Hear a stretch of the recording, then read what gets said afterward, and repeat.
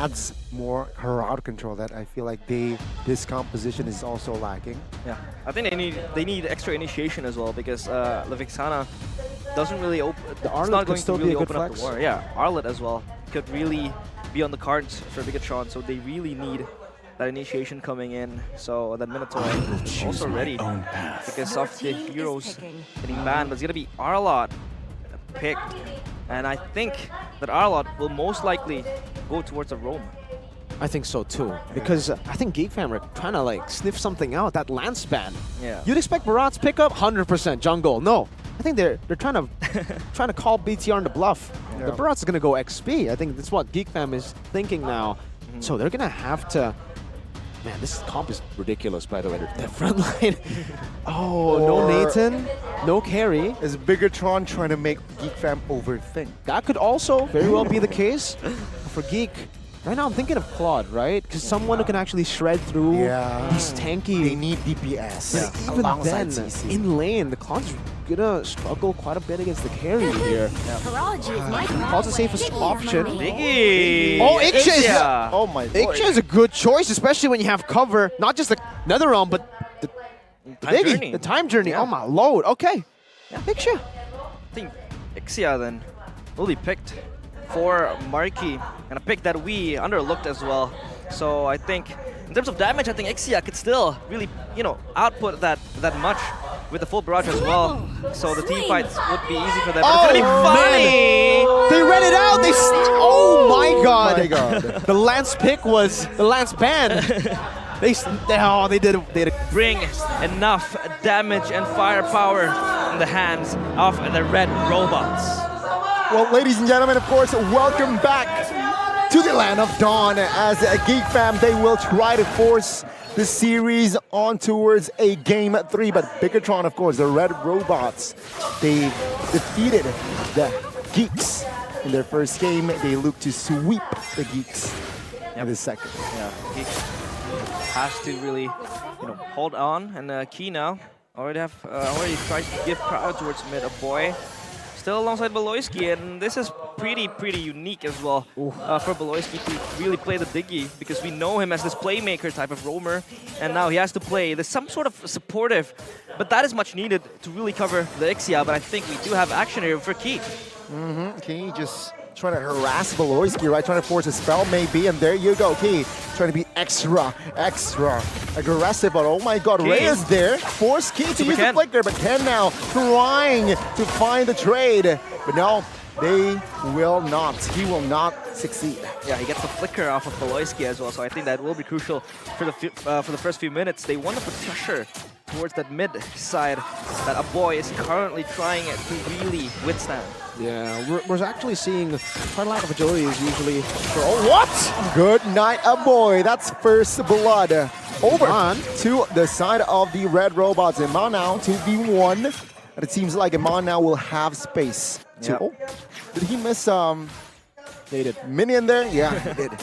Yeah, he did not get it. So now, Super Ken, of course, with the first blood towards a boy. How significant will that be in terms of the laning phase coming in for Geek Time in the first 2 minutes? Oh, it's quite significant here. A snowball, Link Fanny in the early stage of the game, Yeah. in towards the turtle. Before the turtle even spawns, usually you would expect, the first turtle to be the snowball point for the enemy team against the Fanny so that they will be able to control purple buff. But even here, Ray is getting bullied in the turtle pit. Yep.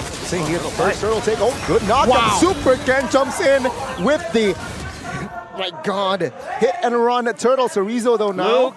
with the flicker trying to escape. But take a look at the DPS from Luke. Is not able to be enough to take him down. what? Top lane, Iman K will try and find a kill on towards Beloyski. Gets it. And Bigatron again winning trades. They're winning their weak side and they're winning their strong side. What? Turtle should not be the main target for a Fanny, but if you are able to get your purple buff right before the turtle, yeah, it's a good bonus. It was all set up by Cerezo and Moreno. Man, that 3v3 bot, and for Geek, they were trying to play kind of both sides as well, but they ultimately lost both sides. Trying to play strong side for the Ixia, they can try to bully the carry, but this is the reason why carry is a good pick for both these teams. That weak side pressure, and Beloy's getting shredded again. God, a time journey and Super Ken. flicker as well. Super Ken Wow. will secure the kill. Super Cannon trying to give out damage on towards Market. It seems like Bigatron, they want to keep the pressure. Flicker from Moreno with the Terrify as well. Securing the kill. Key though will be the trade. Moreno now stuck. NetherRealm to secure another trade. Moreno taken down to the front side of the map, but it's actually Beloyski. Supercan trying to assist Amon, but it seems like Amon will be enough, will have enough space to escape as Supercan finds Beloyski. So Rizzo jumps into the fray, but it seems like GEEK fam, they will not want business. Luke now looking to try to shake things up, but no, enough spacing for Bigatron. It seems like now it is actually he isolated himself, and he will be taken out. Vengeance. Not enough. Supercan is there as well as Key to secure that kill. Yeah, that was very important for him. Key now stuck with Beloyski. Beloyski has to run away, and this Fanny pick just seems to be significant, but Ray tries to reinitiate, and Key just walks away. That Fanny pick, I think, just gives them ease towards the backline. Noting as well, Marky with the Ixia is not going to be very mobile in these team fights. Oh my god, King now looking for an opening perhaps with GEEK fam. They are trying to pull Rizzo. Gets a taunt as well, but it seems like damage will not be enough just yet. Moreno though, with the Eternal Guard, not enough to take a boy down just yet. Turtle take, let's see. GEEK fam seems like he does not care. Flicker, good flicker! Wow! Last Saturday play as he finds a double. He, what the heck? Supercan jumps in with the cables as well. Ray now isolated in the turtle pit, but gets the retribution. Now it's a 4v1. Ray looking to slice and dash, but flicker from Rizzo will secure that kill. Luke escapes as he is the last man standing in that area. I mean, my goodness, Key did that blind, right? That definitely looked like it was a blind final slash breaker into the bush. Marky versus Iman.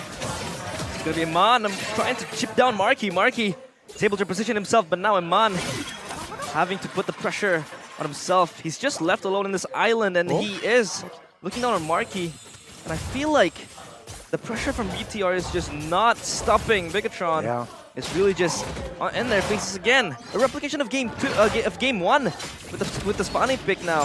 Just gives them priority in trying to catch down the back lines.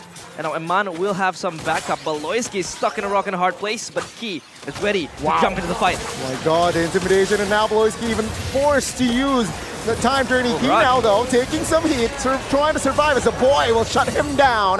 Bigatron, again, they are looking for Trace. So Rizzo with the flanks here, looking for a boy now caught and will be taken out. And Mon secures his 3rd kill in this game. Yep, that is very much proactive from Bigatron. They know Iman is in danger, so they come in unison, trying to really clear up that push and the pressure coming in from GEEK fam. And now it's going to be Beloyski caught up previously on the bottom side. Look at them tied together, they're walking around. But, you know, the game has been so fast-paced, action all across the board, that I haven't been able to talk at all. And I think that's what Bigatron needs to do, especially up against a composition like this. For GEEK fam, they want to try to play, well, they don't want to be super slow either, but they want to be slower compared to this, right? The pace in... Oh, wait, the Fredger's going to get picked off instantly. Oh my god! Oh my god, the shuriken, man. Back again, though. They need to try to slow things down all the way from the early game as well. I think they took way too many fights, skirmished as well, and they didn't really put a lot of their priorities into the right place, right? They were still contesting for turtles, knowing that they want to try to get the Ixia enabled. Now that the Ixia is already behind, and Iman is actually the one with the lead, and even in that jungle department, Supercan's in the lead against Ray by a level on a Fanny compared to a Fredrin. So they have lost out on all fronts, and Supercan now is just doing Supercan things. Ascade things, man, in the mid, trying to bait out resources potentially, or perhaps trying to bait out spells as well. Take a look at him on though. Yeah. In the bottom side. Can he burst Ray? Is the for question. a Let's see. Hushy movement. You know, seems like just enough to gain space in the bottom side of the map. Wow, Bob's Speedy Lightwell as well, looking for the 1v1 against Ray. The final slash doesn't connect, so that was just GEEK fam trying to poke out. And of course, Bigatron with Supercan, like Agani said, it's always going to be able to, you know, pinch out all of the resources, all of the spells we saw that in the early stages of the game. Supercan was able to really fish out the flickers from Beloyski and from other laners as well. So Bigatron now has the priority. They got a tier, they're looking for the tier 2 towers now up in the bottom side. It's as easy as that right now for BTR. They have complete control of the game, 6,000 gold lead. Like you said, exact same thing happened in game number 1 in the 8th minute mark. 6,000 gold lead, though the difference is now it's not a Brody who has the power spike, it's a Fanny.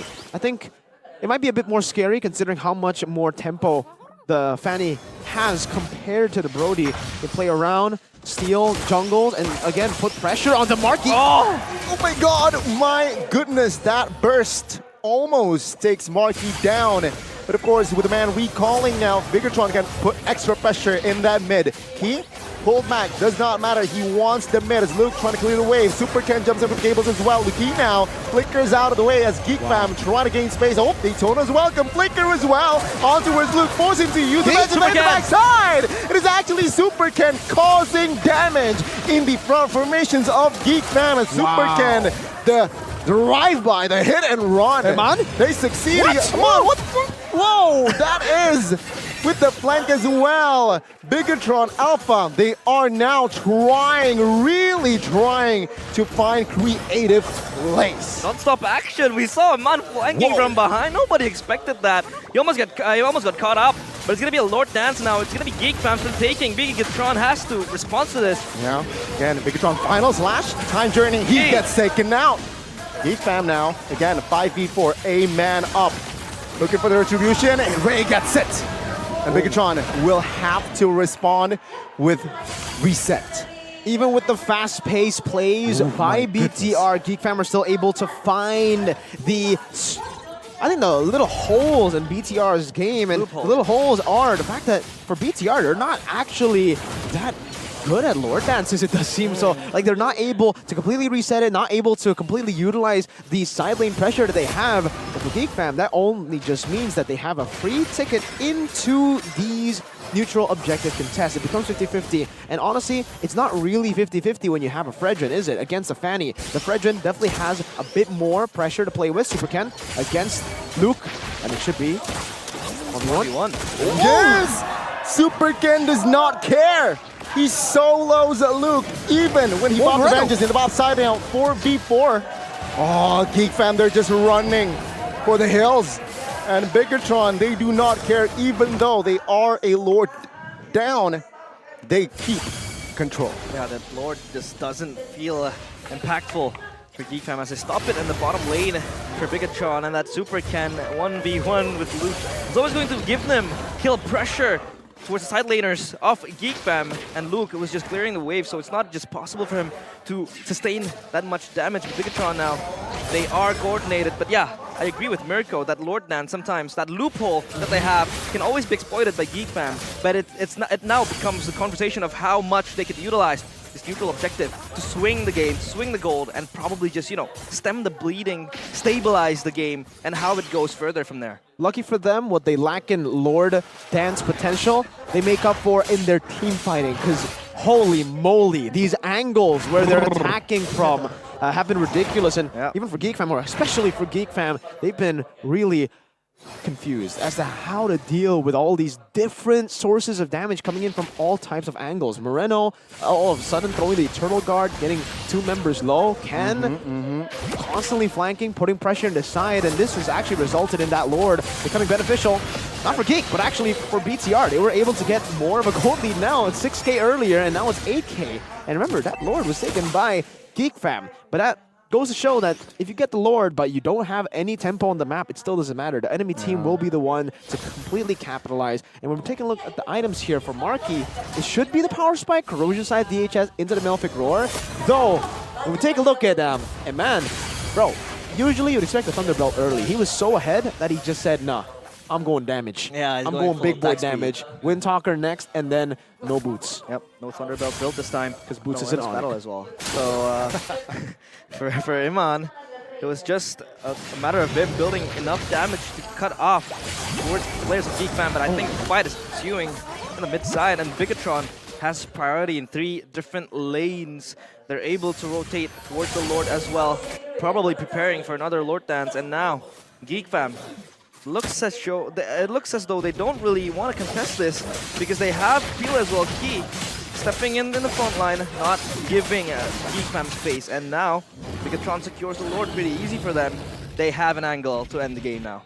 I love the adaptation here, by the way, for BTR2, because if you remember, Game 1, see Halberd only on the gold lane, and man, on the Brody. Now, It's actually Moreno with the NOD and Super Ken with the Sea Halberd. So no Dominance Ice still. They're relying on their damage dealers to put on the anti-regen effect on GEEK Fam. Why? Because mainly they want to get Ixia, right? Ixia is going to be all the way in the back. Super Ken's going to be probably the man to do it, to put that anti-regen.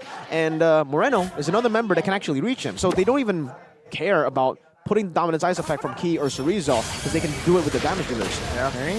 This, I don't know. I don't think this is the final push, but okay, let's see. The initiation by BTR Alpha. They're trying to crack the base, right? The bottom side of the map. It seems like GEEK Fam, they will be able to defend this one. I like the adaptation here as well. They had a Brody last time, so they just went for a 3-wave push, but now they're actually building a slow push up top, shoving the mid lane, and then now pushing with the top side with 1.5 waves to get the siege done. Wow, well played. See, GEEK Fam, they will not be able to defend in the mid. Oh, they caught one member though, and that is Key. He will be taken out. He has immortality? No. GEEK Fam again, they will try to stabilize with the Nether Realm as well, but they will lose all 3 base turrets here and one push. But take a look at Cerezo now, soaking damage as well as Amon. Oh my god, Wind of Nature, everything popped up. But GEEK Fam will be able to find the shutdown. Super Ken will find the trade on towards Ray, but it seems like now Bigatron will have no firepower to end the game. Yeah, they hold the high ground there, of course, with the full barrage as well. It's going to be a pretty much heavy threat for Bigatron, but Luke will just chase down Cerezo. Cerezo is going to go down. No. Nope. He survives. He also has immortality still,